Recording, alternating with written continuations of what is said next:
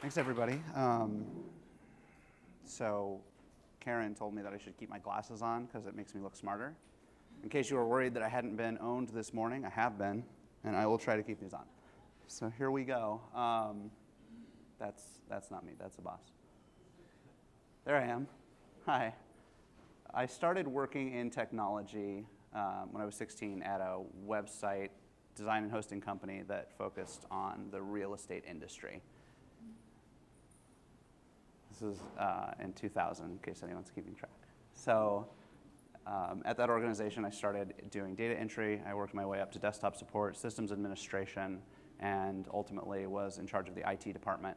And probably a few people have followed similar tracks. While I was there, I oversaw the modernization of our IT infrastructure from physical servers to virtualized blade and chassis-based systems, from storage on the server to a detached storage array. And then 2008 happened, and actually prior to 2008, we saw our client base dwindling as people got out of real estate for reasons that we couldn't quite put a finger on. And then 2008 happened, and in 2009, I found myself without a job, my wife pregnant with our second child, and President Obama had just signed in some changes to COBRA that both reduced the cost and extended coverage for COBRA, which was great for me. I directly benefited from that. And so I started thinking about what we could do as a society to protect people, both in vulnerable positions and people who were more vulnerable in general.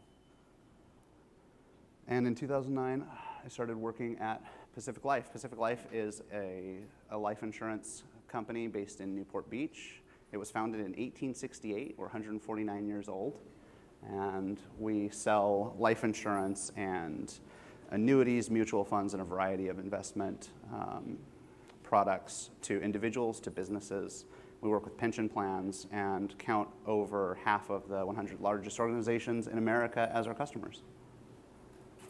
When I think about our product offering and when I talk about our product offering, it's really designed to protect legacy. And it's designed to, in a lot of cases, either carry wealth forward or to provide a safety net for families. I work in the corporate information technology area. We have about 200 employees overall. I have 6 engineers on my monitoring team, and we support 6 divisions. We support life insurance, retirement services. That's kind of the stuff you would expect, but we also have an aviation capital division, which leases airplanes. It's pretty interesting. We have a real estate division.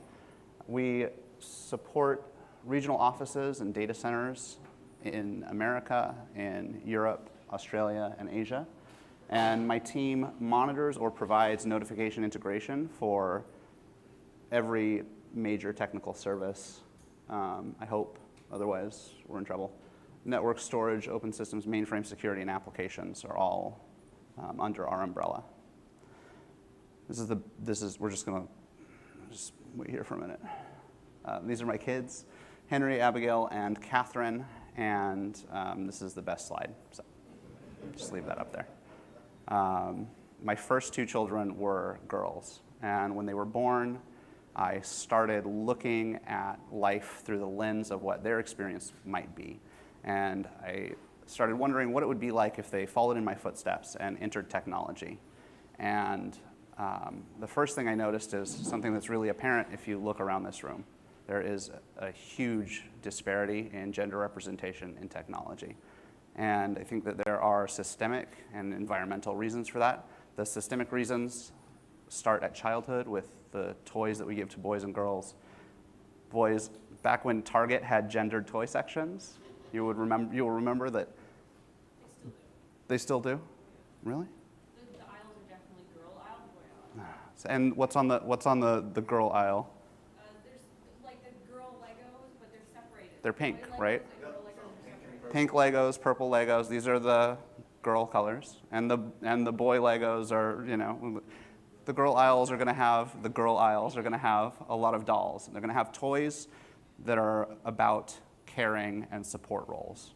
The toys that we buy for boys are about creation, spatial reasoning, adventure leadership. It's an action figure. It's got a gun for some reason. And so, thank you. Thank you guys for your participation. I appreciate that. And so, what that does is it sets an expectation for our daughters, right? That the role that my girls will play is going to be a supportive role. That the types of careers that they are going to be encouraged to pursue are caring and supportive, and maybe not in the science, technology, engineering, and mathematics fields. And I don't like that.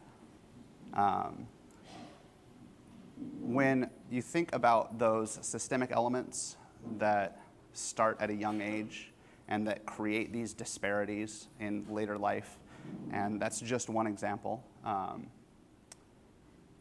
It's easy to see the same kinds of systems playing out across lines of race and able-bodiedness and even age.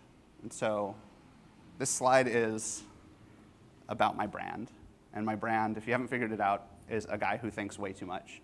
And something that I think about often is equality and how we can use technology to create a more just society and a society that advances equality. All right, let's talk about technical stuff. Here we go. When I started in technology, I talked about that process that I went through of sort of modernizing our infrastructure to 2004, 2005 modernization levels. When I started in technology, the data center that I was in charge of had physical servers behind a load balancer. We had a database server, and that was an application. We built our applications in-house, and we owned all the data that went into the application, and we understood how the application was architected because we made it. It was very easy to monitor this kind of environment because once we plugged the Ethernet cables into the physical servers and then into our switches, they didn't tend to move themselves. The environments were very static, right? What we find now is that things are very different. We don't build applications on physical servers anymore. Applications live on virtual environments.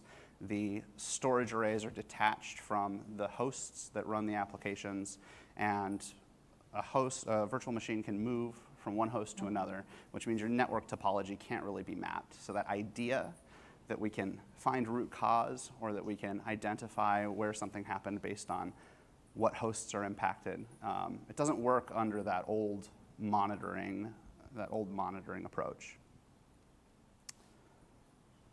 While our applications have become more complex and more dynamic, and I haven't even talked about the fact that, everybody in this room has an application that relies on at least 3 web services on different boxes, right? And they're not just more complex in their dynamism, they're more complex in their just core architecture. While systems are more complex and more dynamic, the expectation is that we be able to deliver the same quality of information about uptime and system and application availability. We can't do that with the same teams and tools that we've been using. In addition to architecture being dynamic, our data is dispersed. More and more organizations are bringing in third-party tools instead of developing in-house, which creates silos. In addition to having silos based on third-party tools, we have a lot of data moving to the cloud, right? We're moving services to the cloud. We're either adopting IaaS platforms or SaaS platforms. And the dispersion of data and services presents a significant challenge for monitoring teams that want to continue to work under that old paradigm.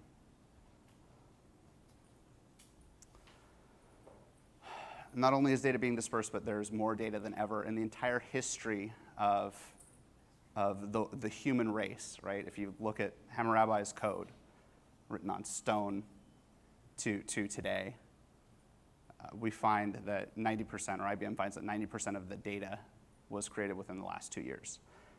Every day, we generate 2.5 quintillion bytes of data. That's 2,500,000 terabytes, which is, and it's mostly your angry uncle commenting on stories on the news, but some of it's valuable. So that's kind of the challenge. We have these complex apps. We have a tremendous amount of data, but that data is dispersed, and we're moving it to the cloud, and in some cases, we're still trying to do things the way we've always done them. I took over the monitoring team in 2015, and monitoring teams 10 years ago were really staffed as tools administrators, and that was the team that I took over.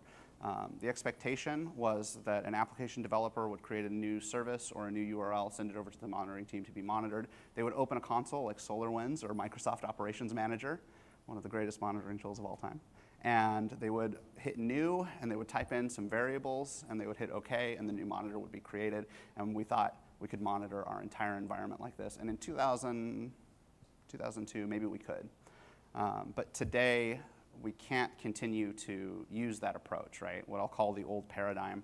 We have to have monitoring engineers who have imagination, because monitoring now hinges on our ability to take all of the data that we're creating and bring it together. It hinges on the ability to use all of that data, to correlate it where appropriate, and to have an understanding of what that data means, even though it's coming from radically different sources. And a lot of it, being successful, really pivots on a CMDB that maybe we don't 100% trust, but maybe we 80% trust, right? That's some critical data. When I think in terms of leveraging all the data that we have, the question really becomes, what can't we do? And that focuses me on the challenge, which is making that transformation within our teams, bringing our teams out of the mindset that monitoring is a one-by-one process and into the mindset that it is a systematized and automated process that's driven by the data that we're already generating.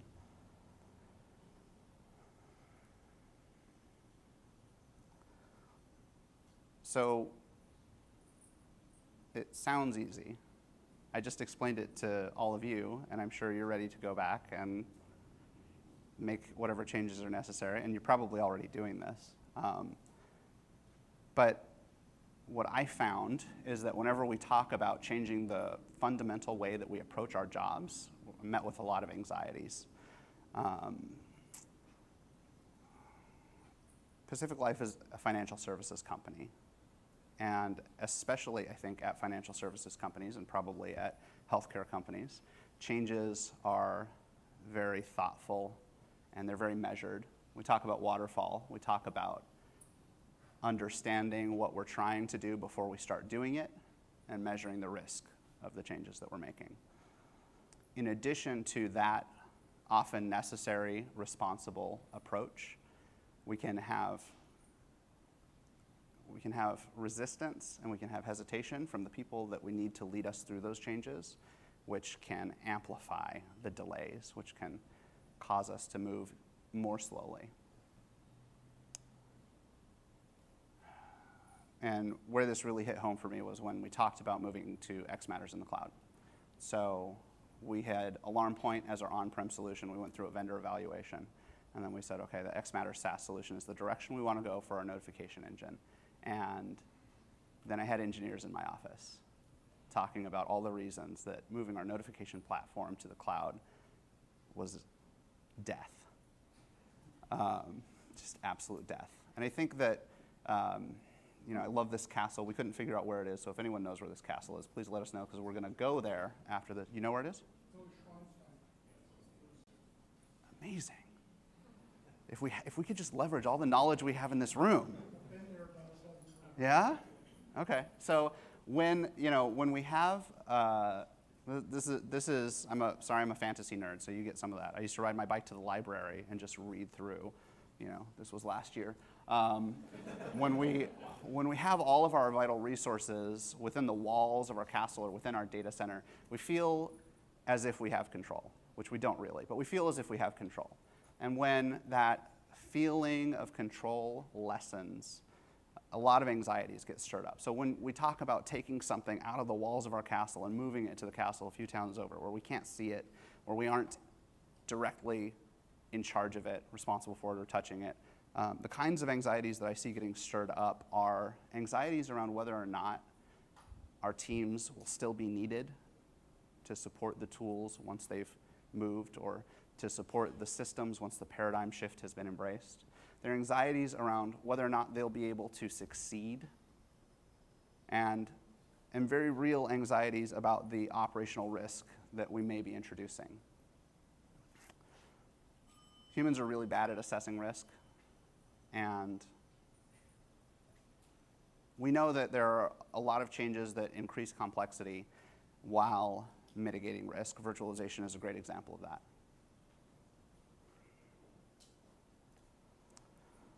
So it's really important that we overcome the objections that our team has and work through the fears that they have, because we can't ignore the changes that are happening, and we need the full support of all of our engineering teams to make these changes that Abbas was talking about.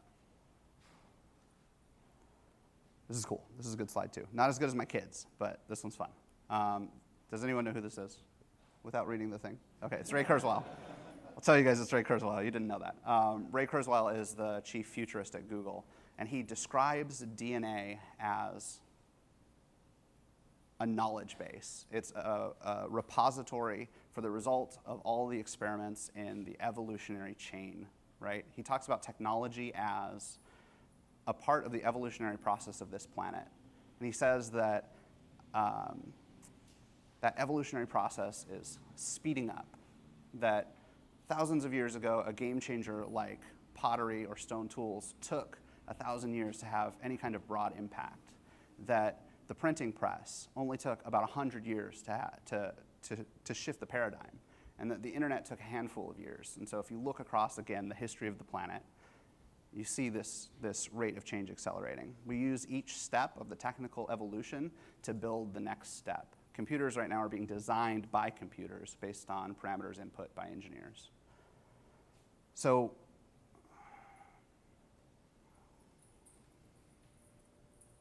the longer we hold on to the methods and approaches that we used in the past, the further behind the curve we get. What does this look like in the trenches, these kind of paradigm shifts or these transformations? The first thing is we need to keep what works. So here's some things that work. Availability monitoring is not going away. I care if a server is down. Service monitoring is not going away. I care if a service or a daemon stops working. The way that we set that monitoring up absolutely has to change. The teams have to be able to automate the process of discovering new services and servers, to systematize and automate the way that we add those to our monitoring tools so that we don't have to touch any of that. For my team, we've made some changes to get to that point. Some of the tangible changes that we've made were first identifying that we had to break data out of silos to be able to use it, and then introducing tools like Puppet, Chef, and Orchestrator to actually do that. We have to have the skill set to use those tools, and once we've pulled that data out, we need to be able to look at it in one place, to be able to correlate it, and to be able to make some sort of sense of it. So tools like Exabeam, Splunk, and Sumo Logic can be great for that.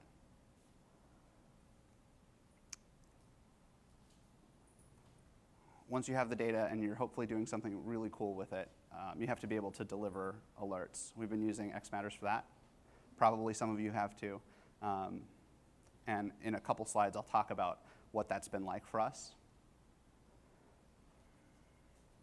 So in addition to that, and in support of those sort of technical tool changes, we had to redesign the staffing model of the team. I actually brought in someone who was previously a developer and spent a lot of time with training. We've had on-site PowerShell training, and we've sent people out to training. And this idea that we can, like a boss said, bring in a new tool and have DevOps, it just doesn't work without the human side. And while the tangible changes are really important, the transformation happens in the emotional labor. It happens when we spend time hearing the fears that our team has. We spend time reflecting that we understand the anxieties that they have around their place in the organization once these shifts have occurred. And we reflect to them by painting a vision of the future, how they're going to be able to succeed, what their new roles will look like. We have to lead them into this, and I think it helps to ask questions like, hey, Will, what would it feel like for you if instead of patching servers and performing application upgrades, you got to spend all that time developing innovative new ways of monitoring. And you got to spend that time talking to customers about what their needs were and expanding our support footprint. Like, would that be cool? That would be awesome. He said it would be awesome. Will works for me now. It's great.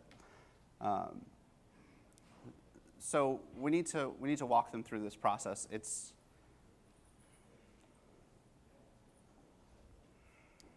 the other one I want to talk about, I kind of skipped a bullet here, but the other one I want to talk about is the concerns that people raise about operational risk, and I think this is really important. If you only hear one thing, hear this. And several other things, but this especially. The concerns that people raise about operational risk are the exact reasons that we need those people involved in this transition. And that's something that we need to be saying to people when they raise concerns about operational risk. We need to say, because you see that, because you understand that our organization is exposed to that risk, you're crucial because you're the only one who can help us mitigate that. You understand it so well, and I really appreciate you bringing this up because you're in a great position to help us move forward without being impacted. The changes that my team went through are a microcosm. What I'm talking about at a bigger level is not just changing to DevOps and not just embracing the cloud and bringing in new tools. It's really changing how we approach change and embracing these paradigm shifts which are going to come more and more rapidly. What did we learn when we brought in these new tools, when we started using our data in different ways, when we moved to X Matters in the cloud? Well, we learned that overcoming fear of change is something that we all do together. It's a transformation that we as leaders have to guide our teams through. It's also something that our entire team has a role in. We're an adventuring party. Everyone has a part to play. Embracing paradigm shifts leads to more robust and more automatic monitoring. And I'll talk a little bit more about that on the next slide. And far from putting jobs at risk, SaaS platforms and automated monitoring free up staff to focus on more innovative work. Because they're focusing on more innovative work, their time at work is more valuable. What that means is we can say, the stuff that you're doing is making a bigger contribution. Automation is a force multiplier. And after I've automated 3 things, I have time to automate a few more things. And so it's this virtuous cycle as well. Every time we resolve an incident now, we have the bandwidth and the support from our NOC to ask how we might have prevented it, to ask how we might automatically resolve it next time. So here's some tangible example of benefits.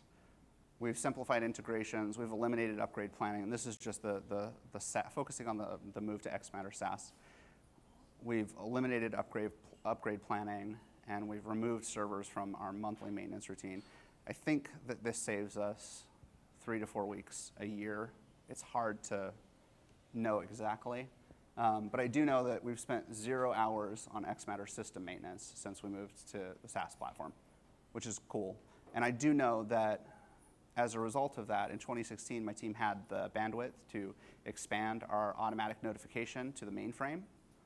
And by doing that, we added about 24 engineers to X Matters for notifications located in the US and in India. And we eliminated a manual notification process that our data center operators were performing. So that's great. As the manager of the team, I hope that these changes show not just that I can expand the support platform, but that I'm innovative. So 2018, my team is going to focus on continuing to systematize and automate our application monitoring. We're going to focus on identifying opportunities to move more workloads, more monitoring services to the cloud in 2019. And we're going to focus on deepening the quality of our communication and collaboration by listening to each other and by focusing on vulnerability and on understanding the concerns that everyone on the team is raising. As an industry, Abbas talked about AI. I'm going to talk about machine learning. Machine learning will soon be able to map applications. There are some tools out there. No, is anyone here from Dynatrace or App Dynamics? I was on Dynatrace. Okay, but you're not now? No. There are some tools out there that say they can do this automatically, but they can't yet. Soon they will be able to. And that will be amazing. And that'll be scary for my team, right? Who right now maintains the logic and the automation that does some of that mapping. But I have to think it'll be a good change. This leads to predictive monitoring with deep integrations into next generation communication platforms. Because the current generation communication platforms, Slack, are great, but last generation's communication platforms compared to Slack, conference calls, are terrible. And so what might the next generation of communication look like? I think it could be even better. These deep integrations between monitoring and communication platforms will enable both predictive response and greater collaboration, which just means faster incident resolution, right?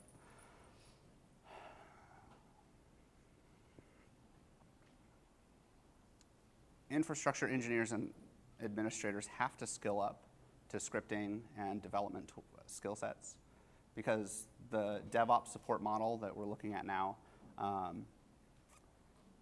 50% adoption, it's in my slide I say it's going from cutting edge to mainstream. I mean, I hope it's mainstream at this point.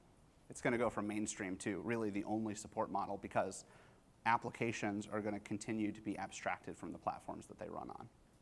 So the focus has to drive more and more in the direction of applications, which is a lot of what DevOps is about. Okay, I just got the high sign. Sam's kicking me off. So we'll try to get through this because this is really cool. Abbas has talked about white-collar jobs being at risk. 50 years from now, based on the direction technology is heading, natural language will replace scripting and development. Everything will be data, and what I mean by that is that we're talking about full abstraction from platform, and all the jobs in technology will revolve around securing, rationalizing, and analyzing data. So we're all going to be either security engineers or librarians, which is great. Librarians are the best people.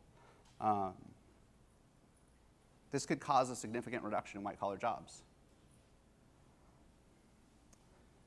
There's already a crunch on blue-collar jobs, right? McDonald's last year announced that they're replacing cashiers with kiosks. And I wonder how cheap a robotic kitchen has to be before they replace the people behind the counter as well. We know that self-driving big rigs are right around the corner. And we know that the airplane that I flew here on did 95% of the work for the pilot. These are, okay, airplane, like pilot is not a blue-collar job. That was a terrible example. But if companies can do most of their work with computers, I believe that they will do that they will not pay people, that they'll kind of hold on to that money and try to find ways to use that money to make more money. The problem that this can create is in a society with fewer and fewer jobs, even though technology is going to reduce the cost of production and distribution of goods, it's not going to matter, right? In the Star Trek universe, Gene Roddenberry created this egalitarian society that had no currency. Everyone's needs were met. The society was focused on exploration and discovery and scientific experimentation. On the other hand, not that I've ever read comic books in my life, but in the Judge Dredd comic books, right, the universe, also a post-job universe because of automation, didn't have the basic needs of the society met. The result was rampant unemployment and crime and people starving to death. And then the Foundation trilogy by Isaac Asimov paints a picture of a technologically advanced society that is socially and economically indistinguishable from our own. So I don't think that we're destined to choose one of these three paths, but I think that if we look at science fiction as an idea of what things might be, we know a lot of the predictions from 50 years ago are already coming true with the internet from science fiction novels. If we look at that, these are things that we have to be aware of.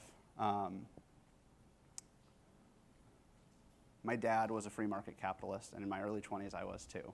And I thought that that was a great system and that it worked. What I think now is that, and especially after having kids, is that human beings should be our first priority and should have their needs met, irrespective of whether they have jobs. That organizations are not going to do that. That organizations don't care about the greater good for people. In Judaism, we have a word for charity given to less fortunate people, and the word is tzedakah. The word literally means justice. As technology eliminates jobs over the next 2 decades, it's our obligation to create a society that protects and provides for all of its members. And I don't think we can do that in the current political and economic landscape. I don't think we can continue to run our country under the old paradigm and call ourselves just. So I'll cut to my last two points here. As leaders, it's our responsibility not just to guide our teams through the technical transition that's coming, not just to take them through the paradigm shifts, but to stand alongside them while they're processing the anxieties and the fears that come with big changes. And that has to become part of our DNA, just as much as accepting and embracing change has to become part of the DNA of our teams. It's not a skill set that we were trained in, but it's something that I think we have an obligation to do. And as human beings, I believe it's our obligation to create a society in which every member is cared for and provided equal opportunities. I think that if we embrace paradigm shifts and strive for justice, technology can help us do that. That's all.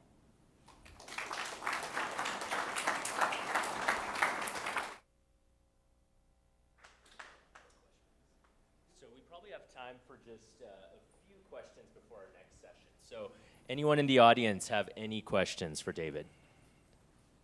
Yeah, here you go. You talked about increasing the monitoring and adding more systems. Your NOC, are you considering or are you already doing like a CSOC where you're doing threat intelligence from the cybersecurity space for the same people? Yeah. And actually, interestingly enough, the data aggregation platform that we're using was brought in with a security focus to begin with. And so the great thing about bringing all your data into one place for any reason is that you can start to use it for a lot of different things, right? And that's what your Splunk rep will tell you. That's what the Sumo Logic or Exabeam rep will tell you, is that get it in for security, but once you paid for the license to bring it in, expand what you're using that data for. Anyone else? Questions? Probably have time for one more.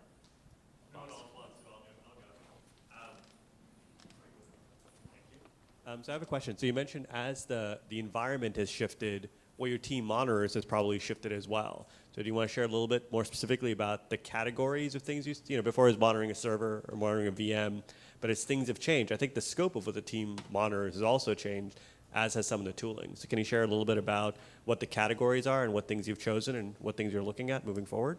Yeah, I mean, it's interesting. So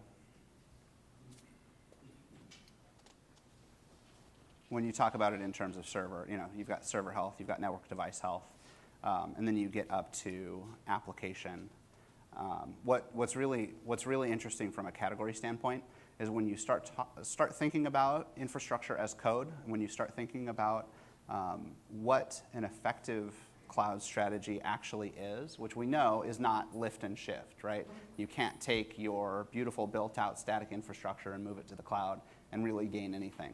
But I think that change is where the real category change is.